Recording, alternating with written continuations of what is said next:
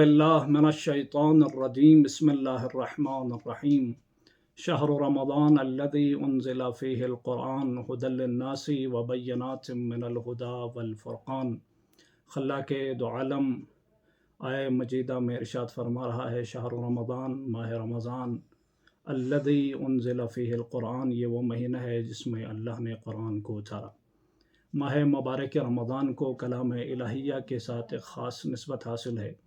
وجہ یہ ہے کہ اللہ نے اپنے اکثر صحف کو ماہ مبارک رمضان میں نازل فرمایا ہے، خاص کر کے 4 جو کتب ہیں آسمانی معروف، ان 4 کتابوں کو ماہ مبارک رمضان میں اللہ نے نازل کیا ہے۔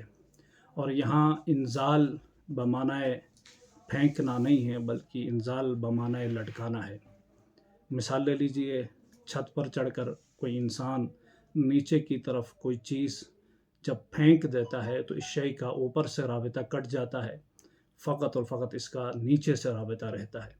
جب کوئی چیز اوپر سے نیچے کی طرف لٹکائی جاتی ہے تو پھر ایسا نہیں ہے کہ اس کا اوپر سے رابطہ کٹا ہو، بلکہ اس کا رابطہ اوپر سے جڑا ہوا ہوتا ہے اور نیچے سے بھی جڑا ہوا ہوتا ہے، اس لیے کہ یہ اوپر سے نیچے کی طرف لٹک رہی ہوتی ہے۔ تو قرآن کو اللہ نے زمین کی طرف پھینکا نہیں ہے بلکہ اللہ نے قرآن کو زمین کی طرف لٹکایا ہے۔ اس قرآن کا ایک سرا اللہ کے پاس ہے اور دوسرا سرا عوام کے پاس ہے۔ اللہ نے اس قرآن کو بھیجا ہے ہادی بنا کر، رہبر بنا کر، جو کہ اسی آیت میں ارشاد فرما رہا ہے ھدی للناس، یہ قرآن بشریت کے لیے، انسانوں کے لیے ہدایت ہے اور یہ رہبر ہے، یعنی قرآن میں اور آپ کا ہاتھ پکڑ کے پورا راہ، سارا راستہ ہاتھ پکڑ کے اللہ تک ہمیں پہنچا دیتی ہے، اس لیے کہ اس کا ایک سرا اللہ کے پاس ہے۔ ھدی للناس، یہ کتاب ہدایت ہے لوگوں کے لیے، ناس کے لیے، انسانیت کے لیے۔ اب قرآن کے اسی پارے کے ایک مقام پر جہاں سورہ بقرہ کے ابتدائی حصے میں اللہ ارشاد فرما رہا ہے الف لام میم ذالک الکتاب لا ریب فیہ ھدی للمتقین، یہ کتاب جس میں کوئی عیب نہیں ہے، کوئی ریب نہیں ہے، یہ متقین کے لیے ہدایت ہے۔ سورہ بقرہ کے 2 مقامات پر، ایک مقام پر اللہ ارشاد فرما رہا ہے ھدی للناس، بشریت کے لیے ہدایت ہے، انسانیت کے لیے ہدایت ہے، تو دوسرے مقام پر ارشاد فرما رہا ہے ھدی للمتقین، صاحبان تقویٰ کے لیے یہ کتاب ہدایت ہے۔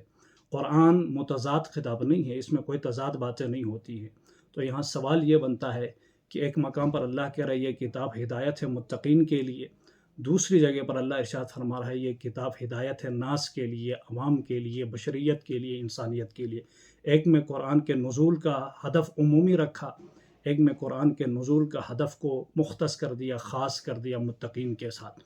تو یہ تضاد والی باتیں کیسے آ گئی، جبکہ قرآن متضاد کتاب نہیں ہے۔ ایسا نہیں ہے کہ قرآن کی ایک آیت دوسری آیت کے ساتھ متضاد ہو، ضد ہو۔ تو یہاں کیسے ہوا؟ عزیزان گرامی قدر، مرحلہ فکر ہے، ہمیں سوچنے کی بات ہے۔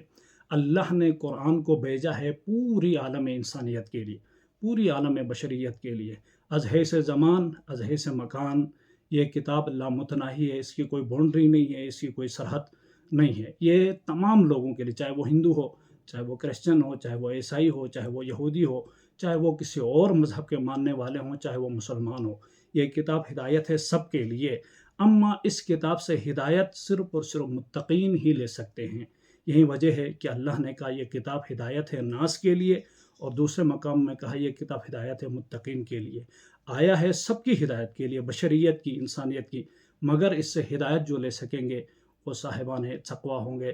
خلاق دو عالم کی بارگاہ میں دست دعائیں، مالک ہمیں اس مہینے میں تقویٰ الہی اختیار کرنے کی توفیق دے، اور ساتھ ساتھ قرآن کی رہبری میں اپنی زندگی کو بسر کرنے کی توفیق دے۔ وما علینا الا البلاغ۔